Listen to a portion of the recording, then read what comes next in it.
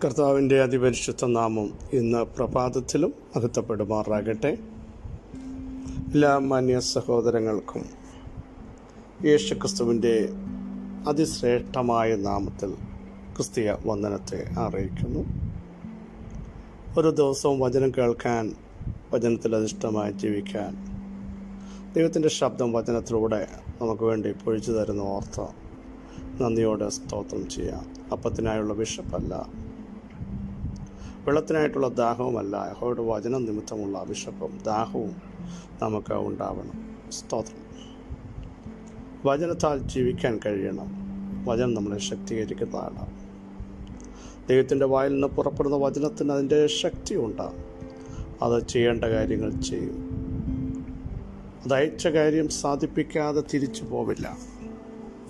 അങ്ങനെയെങ്കിൽ ഇന്ന് പ്രഭാതത്തിലും നമുക്ക് വേണ്ടി വചനത്തിലൂടെ ദൈവം അയക്കുന്ന ചില പർപ്പസുകളുണ്ട്. അത് വേഗത്തിൽ പൂർത്തീകരിക്കാൻ വചനത്തിന് കഴിയും. സ്വർഗത്തിൽ എന്നേക്കും സ്ഥിരമാക്കപ്പെടുന്ന ആ വചനത്തിൻ്റെ ശക്തിയുടെ ആഴങ്ങൾ ഇന്ന് പകലിലും നമുക്ക് വേണ്ടി വെളിപ്പെട്ടു വരും എന്നുള്ളൊരു സംശയമില്ല. സമാധാനത്തിൻ്റെ ദൈവമാണ് നമ്മളെ നയിക്കുന്നത്. അസമാധാനം നിറഞ്ഞ ഈ ലോകത്തിൽ സ്വസ്ഥത നഷ്ടപ്പെടുന്ന ഇടത്ത് ഞാൻ നിനക്ക് സ്വസ്ഥത നൽകാമെന്ന് പറഞ്ഞ ദൈവം, സമാധാനത്തിൻ്റെ ദൈവം. തിരുവെഴുത്തിങ്ങനെ പറയുന്നു, പർവ്വതങ്ങൾ മാറിപ്പോകും, കുന്നുകൾ നീങ്ങിപ്പോകും, എങ്കിലും എൻ്റെ ദയ നിന്നെ വിട്ട് മാറുകയില്ല. എൻ്റെ സമാധാനത്തിൻ്റെ നിയമം നീങ്ങിപ്പോകുകയില്ല. അതൊരിക്കലും നീങ്ങത്തില്ല. ദൈവത്തിൻ്റെ ദയയും നീങ്ങില്ല. പ്രവാചകൻ പറയുന്ന പ്രസ്താവന ശ്രദ്ധിക്കൂ. അതുകൊണ്ട് യാക്കോബിൻ്റെ പുത്രന്മാരെ, നിങ്ങൾ മുടിഞ്ഞു പോകാതിരിക്കുന്നത് ദൈവത്തിൻ്റെ ദയാണ്. അല്ലേ? എത്രയോ തവണ പിശാച് ഗോതമ്പ് പോലെ പാറ്റിക്കളയാൻ പെർമിഷൻ ചോദിച്ചു. എങ്കിലും നമ്മുടെ വിശ്വാസം പോയി പോകാതിരിക്കാൻ കർത്താവായ യേശുക്രിസ്തു ഏൽപ്പിച്ചു കൊടുത്തില്ല. കേട്ടോ, നമ്മുടെ മിടുക്കൊണ്ടല്ല, പ്രാർത്ഥനയുടെ ആഴങ്ങൾ കൊണ്ടോ വിശുദ്ധിയുടെ പാരമ്യങ്ങൾ കൊണ്ടോ അല്ല നമ്മളായിരിക്കുന്നത്. കർത്താവ് ദുഷ്ടങ്ങൾ ഏൽപ്പിച്ചു കൊടുക്കാതെ ഓരോ ദിവസവും നടത്തുന്നതോർത്ത് നന്ദി നിറഞ്ഞ ഹൃദയത്തോടെ നമുക്ക് ദൈവത്തിന് സ്തോത്രം ചെയ്യാം. ദൈവത്തിൻ്റെ കൃപകളെ നമുക്ക് ധ്യാനിക്കാം. ഞാൻ യഹോവയുടെ കൃപകളെക്കുറിച്ച് ഘോഷിക്കുമെന്ന് സങ്കീർത്തനക്കാരൻ പറയുന്നത് പോലെ ദൈവത്തിൻ്റെ കൃപകളെ നമുക്ക് ഓർക്കാം. ചെവി ചായച്ചിറങ്ങി വരുന്ന ഒരു ദൈവം, കേൾക്കുന്ന ഒരു ദൈവം, സഹായിക്കുന്നവൻ. അപ്പോൾ മറ്റടുത്ത് പറയുന്നു, സഹായിപ്പാൻ കഴിയാത്ത മനുഷ്യപുത്രനരുത്. നമുക്ക് സഹായം വരുന്ന ഒരു ദൈവമുണ്ട്.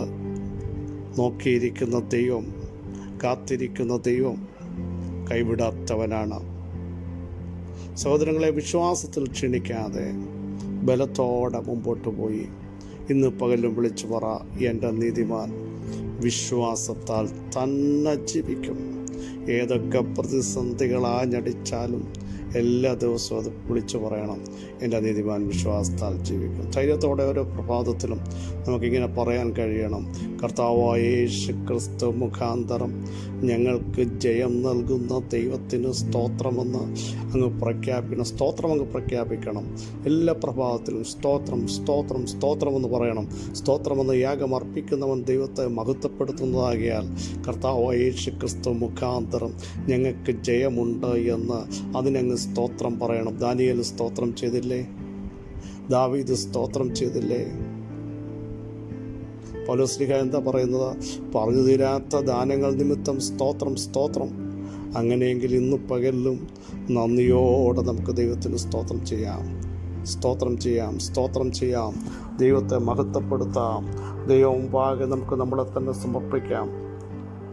മർക്കോസ് സുവിശേഷം 6:55 വാക്യം. മർക്കോസ് 6:55. ആ നാട്ടിലൊക്കെയും ഓടി നടന്ന് അവനുണ്ട് എന്ന് കേൾക്കുന്ന ഇടത്തേക്ക് ദിനക്കാരെ കിടക്കയിൽ എടുത്തുകൊണ്ട് വന്ന് തുടങ്ങി. നമുക്കറിയാവുന്ന ഒരു ഭാഗമാണ്. യേശു പടകിൽ നിന്ന് ഇറങ്ങിയപ്പോൾ ജനങ്ങൾ അവനെ അറിഞ്ഞു, മനസ്സിലാക്കി ആരാ വന്ന് നിൽക്കുന്നത്. സഹോദരങ്ങളെ, ആത്മശക്തിയുള്ള ഒരുവൻ, അഭിഷേകമുള്ള ഒരുവൻ ദേശത്ത് നിൽക്കുമ്പോൾ ദേശം അവനെ അറിയും, രാജ്യങ്ങൾ അവനെ അറിയും. ഇതൊരു നോർമൽ വ്യക്തിത്വമല്ല എന്ന് അറിഞ്ഞ് കേട്ടവർ ഓടി നടന്നു യേശു നിന്നിടത്തേക്ക് ദീനക്കാരെയെല്ലാം കൊണ്ടുവന്നു. ഏതൊക്കെ തലത്തിൽ ദീനങ്ങളാൽ ഭാരപ്പെടുന്നു, അത് ശാരീരിക മാത്രമല്ല, മാനസികമായി അസ്വസ്ഥതകളാൽ ഭാരപ്പെടുന്ന പ്രിയപ്പെട്ടവർ എന്നെ കേൾക്കുന്നുണ്ട്. ഇന്നു പകൽ ഞാൻ ഈ വചനം പറഞ്ഞുകൊണ്ടിരിക്കുമ്പോൾ തന്നെ യേശുവിൻ്റെ അടുക്കലേക്ക്, അവിടുത്തെ പാദപീഠത്തിങ്കലേക്ക് ഒരു നിമിഷം മുട്ടുമടക്കാൻ തയ്യാറാകൂ. ആ പാദപീഠത്തിങ്കലേക്ക് ഓടി വരൂ. കേൾക്കുന്നവർ വിളിച്ചു പറ, ഞങ്ങൾക്കിതറിയാം, ഞങ്ങളിത് അറിഞ്ഞിട്ടുണ്ട്. യേശുവിൻ്റെ ശക്തി അറിഞ്ഞിട്ടുള്ളവർ നിരാശപ്പെടാതെ, നിങ്ങളെ അലട്ടുന്ന ഭയമാണോ, തകർച്ചയാണോ, അസ്വസ്ഥതയാണോ, ഫ്രിക്ഷൻ്റെ ശക്തികളാണോ, ഒരുമിച്ച് നിൽക്കാൻ കഴിയാത്തതാണോ, അകന്നുപോയ ചില ബന്ധങ്ങളാണോ, നാളുകൾ പോയി നിങ്ങൾ എവിടെ എഴുതിയാലും പരാജയപ്പെട്ട ചില വിഷയങ്ങളാണോ, ഈ പകൽ ദൈവാത്മാവിന് നിങ്ങളെ ടച്ച് ചെയ്യേണ്ടതുണ്ട്. ഒന്ന് അടുത്ത് വരാമോ? യേശുവിൻ്റെ നാമത്തിൽ. നമുക്കറിയാം, ശമൂവേൽ എന്ന് പറഞ്ഞ പ്രവാചകൻ്റെ വരവിങ്കൽ ദേശം വിറയ്ക്കുമായിരുന്നു, മൂപ്പന്മാർ വിറയ്ക്കുമായിരുന്നു. എന്തിനാണ് വരുന്നത്? കാരണം ഒരഭിഷക്തൻ വന്നാൽ ദേശം അറിയും. അവൻ ചവിട്ടിയാൽ പൈശാചിക മേഖലകൾ അറിയും. രോഗബന്ധനങ്ങൾക്കിനി അവിടെ ഇരിക്കാൻ പറ്റില്ല, ബാധകൾക്ക് അവിടെ ഇരിക്കാൻ പറ്റില്ല. ദുഷ്ടസിംഹാസനങ്ങളുടെ അടിത്തറകൾ ഇളക്കുവാൻ പൗലോസിനെ ദൈവം ഇടയാക്കില്ലേ? പൗലോസ് ചെന്നപ്പോൾ ജയിലതറിഞ്ഞില്ലേ? കാരാഗ്രഹത്തിൻ്റെ അടിത്തറകളൊക്കെ മനസ്സിലായില്ലേ? ഇത് നോർമൽ വ്യക്തിത്വമല്ല ഈ പ്രാർത്ഥിക്കുന്നത്. ആത്മാവിൻ്റെ ശക്തിയുടെ വ്യാപാരമുള്ളവനാ പ്രാർത്ഥിക്കുന്നത് എന്ന് മനസ്സിലായപ്പോൾ വർഷങ്ങളായുള്ള ചില അടിസ്ഥാനങ്ങൾ കുലുങ്ങി തകരാൻ തുടങ്ങി. ചങ്ങലകൾ അവരുടെ മാത്രമല്ല, ആരൊക്കെ ബന്ധിക്കപ്പെട്ടോ, നീ ഒരിടത്ത് ചെല്ലുമ്പോൾ ബന്ധിക്കപ്പെട്ടവരുടെ സകല ചങ്ങലകൾ വഴിഞ്ഞു വീഴാൻ തുടങ്ങി. ഇരുമ്പോടാമ്പലുകൊണ്ട് പൂട്ടിയ ആ ഡോറ് തകരാൻ തുടങ്ങി. ജനം പുറത്തു വരാൻ തുടങ്ങി. യേശുവിൻ്റെ നാമത്തിൽ ആ ഒരു ശക്തി ഇന്ന് പകൽ നമ്മുടെ അകത്തേക്കൊന്ന് വെളിപ്പെട്ട് വരട്ടെ. ഇത് മനസ്സിലായോ? യേശു വന്നു എന്നറിഞ്ഞപ്പോൾ ഇത് കേട്ടവർ ഓടി നടന്ന് നാട്ടിലൊക്കെ പറഞ്ഞ് അനേക ദീനക്കാരെ എൻ്റെ യേശുവിൻ്റെ മുമ്പിലേക്ക് കൊണ്ടുവന്നു. പക്ഷെ ഞാൻ അവിടെ വായിച്ചു നോക്കിയപ്പോൾ ഒറ്റ ദീനക്കാരും വന്നതുപോലെ തിരിച്ചു പോയില്ല. ഇന്ന് പകൽ വിശ്വാസത്തോടെ നിങ്ങളുടെ വിഷയങ്ങളെ കൊണ്ടുവരാമെങ്കിൽ, അവിടുത്തെ മുൻപാകെ സമർപ്പിക്കാമെങ്കിൽ, നാളുകൾ എഴുന്നേൽക്കാത്തതും നടക്കാത്തതും വിടുതലില്ലാത്തതും പരാജയപ്പെട്ടതും നിരാശപ്പെട്ടതും ഇനിയും പ്രാർത്ഥിച്ചിട്ട് കാര്യമില്ലെന്ന് പിശാച് നിങ്ങളുടെ അകത്ത് മന്ത്രിച്ചതും കാലതാമസമായതും ഡോക്ടേഴ്സ് തള്ളുന്നതും നാളുകൾ നിങ്ങളെ ഭീതിയിലാക്കുന്നതുമായ ചില വിഷയങ്ങളുടെ മേൽ ഇന്ന് ഈ പകൽ വചനത്തിൻ്റെ ശക്തിയാൽ ഹല്ലേലൂയ ഹല്ലേലൂയ ഹല്ലേലൂയ വിടുതൽ നൽകാൻ എൻ്റെ യേശു വന്നിട്ടുണ്ട്. അടുത്തു വരാമോ? കൊണ്ടുവെക്കാമോ? 4 വ്യക്തികൾ ഒരു പക്ഷപാത രോഗിയെ ചുമന്നുകൊണ്ടുപോയി. മുമ്പിൽ വെക്കാൻ നേരത്ത് സാഹചര്യങ്ങളെതിരായിരുന്നു പ്രിയരേ, അല്ലേ? വല്ലാതെ ബുദ്ധിമുട്ടിച്ചു. പക്ഷേ അവർ വീടിൻ്റെ മേൽക്കൂര ഇളക്കി. ഇളക്കണമെങ്കിൽ ഈ ബോഡിയുമായിട്ട് കയറണ്ടേ? ഈ ശരീരം പാരലൈസായ ശരീരമാണ്, ഇതുമായിട്ട് കയറണ്ടേ? പക്ഷെ ഇവർക്കറിയാം, കയറിയാൽ ഇനി അതിലൂടെ ഇറങ്ങേണ്ടി വരില്ല. ഇവൻ നടന്ന് പുറത്ത് വരും. ചുമന്നത് വെറുതെ ആവില്ലെന്നവർക്കറിയാം. ഇതുവരെ ക്ലേശിക്കപ്പെട്ട് ചുമന്ന ചില വിഷയങ്ങൾ, സ്ട്രെയിൻ എടുത്ത് ചുമന്ന വിഷയങ്ങൾ പരിഹാരം കാണാതെ വരില്ല കേട്ടോ. പക്ഷേ അവരുടെ വിശ്വാസമാണ് കർത്താവ് ആദരിച്ചത്.